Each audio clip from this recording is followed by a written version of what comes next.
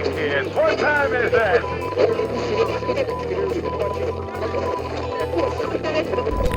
Hey everybody, Keith here from GeekTime TV. Long time no see. I've got a whole list right here of videos. You can't read it, but I have a whole list of topics that I wanted to discuss of late. And I just haven't been able to find a good chunk of time to sit down and make these videos because, as Jeff Goldblum says in Jurassic Park, we're going to alter it a little bit. Life gets in the way. Yeah. So anyway, what do I want to talk about today? Well, I want to talk about the comic book industry. And this is a story that broke about 2 days ago. Let's get over there and look at it. This comes to us from Bounding Into Comics. Actually, let me zoom it out a little bit. And, by John F. Trent. And I'm sure you've seen some of this on other channels, maybe. They're definitely on social media. Mark Millar claims the comic book industry is in the worst state it's ever been. Newsflash suggests comic book legends return to DC and Marvel in order to save it. So let's go through the article, and then I want to kind of add, as usual, my own little mea culpa to this. Comic book writer Mark Millar, known for his Superman, Red Son, Civil War, Wanted, and Kingsman stories. I forgot Kick-Ass. Kick-Ass is great. Recently posited that the comic book industry is in the worst state it's ever been in and proceeded to share his idea on how to save it.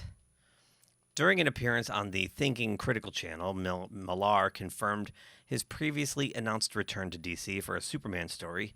Yes. I don't know, you can't really see behind me, but there's a whole bunch of Superman toys up there. I love Superman. And then quickly segued into positing his idea that at least 20 comic book legends should return to both DC and Marvel to do it at minimum 2-year runs in order to save the comic book industry. That's a big ask already. Let's keep going. Millar stated, quote, "There's something weird going on right now where I really feel like guys like me and guys who've worked in the industry for a while and had been very lucky, had a lot of big books and everything, we've got to man the stations," unquote. I think everybody's got to come in and do a couple of projects and find an artist who's as good as you can possibly get and just do some killer run on something, he added. No argument here. Let's keep going.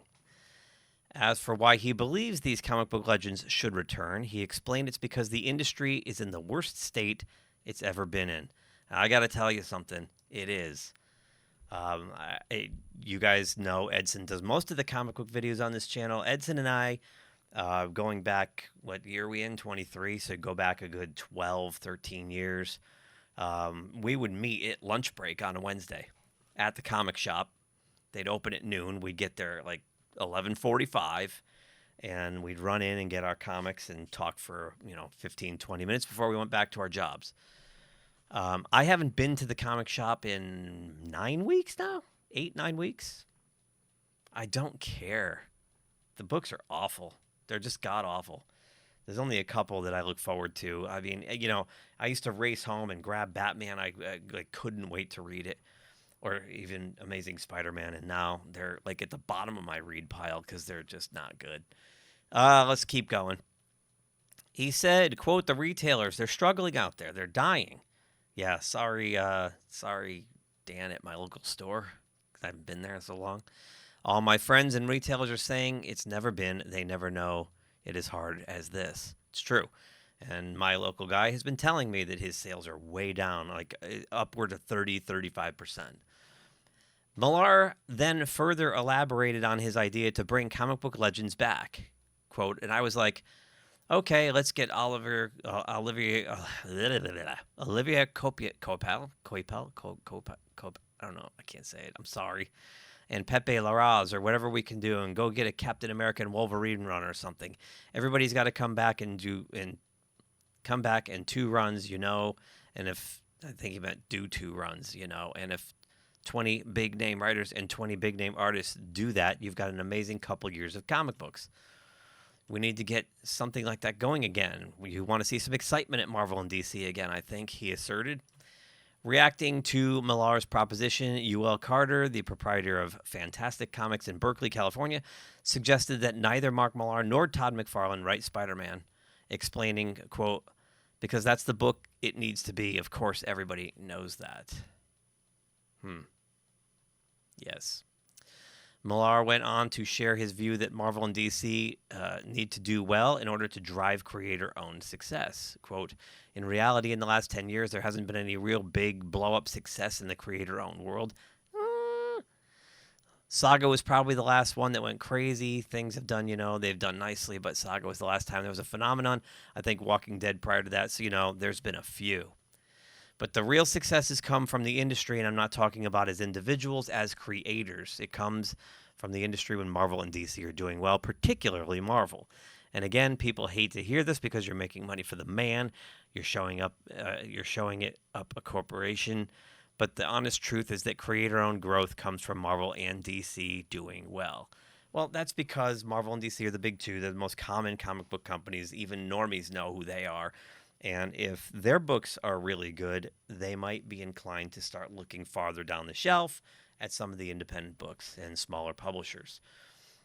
From there, Millar returned to his idea to save the industry and noted that the current output from the companies are just not good. And that's being polite. Quote, everybody needs to go back and do one or two projects, I think, and I'm going to try and get my friends to do this over the next couple of years. Try and get some excitement going back at the companies. Obviously, there's some great books.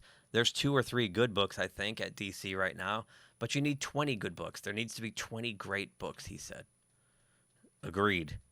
I would even argue that there's not 2 or 3 good books right now at either of these publishers. It's really bad. Millar continued, quote, and you could go back and look at the other periods in history. Look at the 90s, look at the 80s, look at the 60s. There were so many books that I couldn't afford to buy all the books I wanted to buy.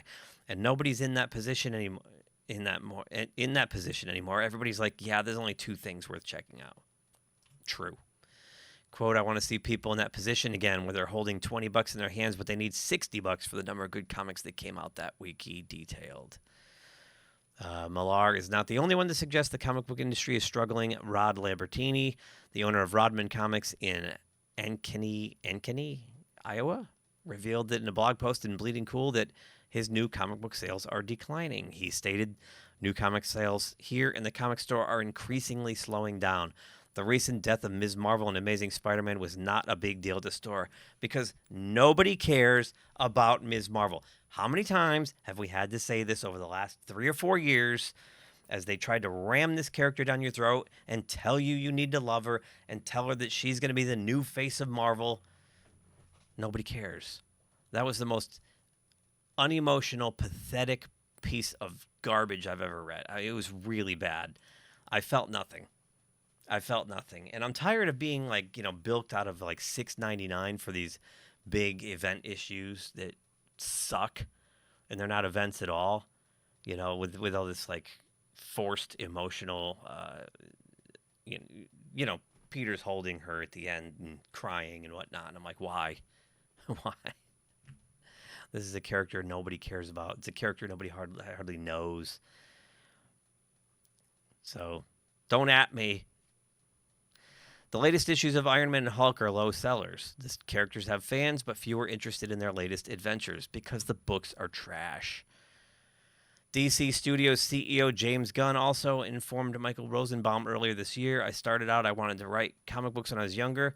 If I was writing comic books today, I'd probably be unhappy because so few people are reading comic books.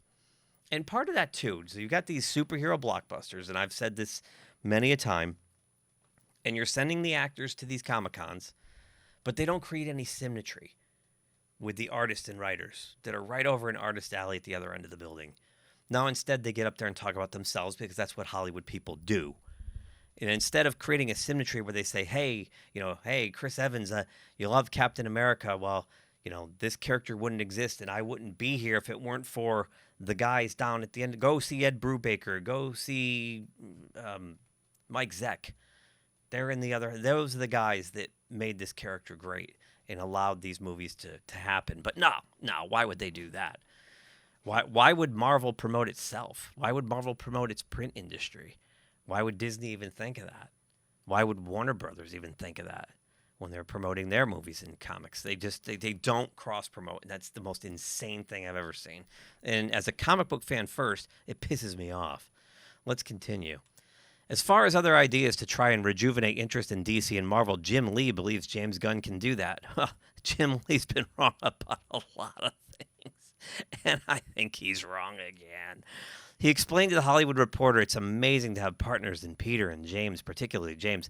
He was a comics fan growing up, and he knows our mythology inside and out, and having that kind of ally in the live-action space allows us to really leverage what he is doing and allow us to market and sell comic books to new readers, except if those titles are trash.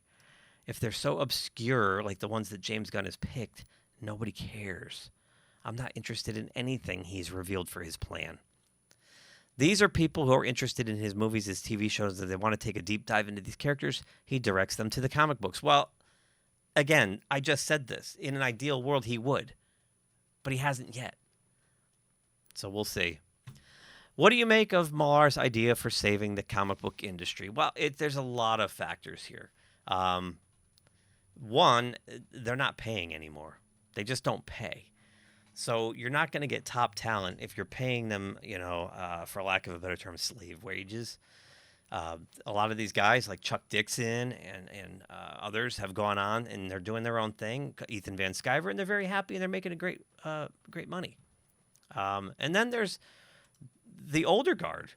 So I am working on a documentary about a defunct comic book company called Charlton Comics, and Charlton Comics gave their start to a lot of legends, including people like Steve Ditko. And the people that I have worked with and become friends with, people like Paul Kupperberg here, or John Byrne, Jose Garcia Lopez, Roger Stern. A lot of these guys, some of these have passed away since we started making the film. Neil, they can't get work in mainstream comics anymore. And it's very frustrating to some of them. Paul in particular, many times has offered his services and got shrugged off. So, yeah, there's a whole stable of guys who built this industry really willing to come back and work with these great characters that they love. They absolutely love. But Marvel and DC doesn't seem too interested because they're hiring cheap talent, untalented writers, bad artists who can't live up to the house standard anymore. They pay them crap, and they let the inmates run the asylum. It's all about identity politics and intersectional feminism and LGBTQ and everything else, and that's why their books are absolute trash. So that's it for me. I'd love Mark Millar's idea. I don't see it happening. Would love to know what you think of it. Leave a comment below. Smash that like button if so inclined. And if you have not subscribed yet to the channel, please do. It only helps us grow. And then that whole life gets in the way. Won't get in the way as much. That's it for me. You guys have a great day, week, month, whatever it is. And I'll see you soon. Thanks for watching GeekTime TV. If you like this video, please subscribe to the channel. If you subscribe, make sure to check the little bell icon anytime someone from our network drops new content here. Want some GeekTime swag? Check out the merchandise available in the GeekTime TV store, linked in the channel description below. Share GeekTime TV with friends, and as always, thank you for your support. We'll see you soon.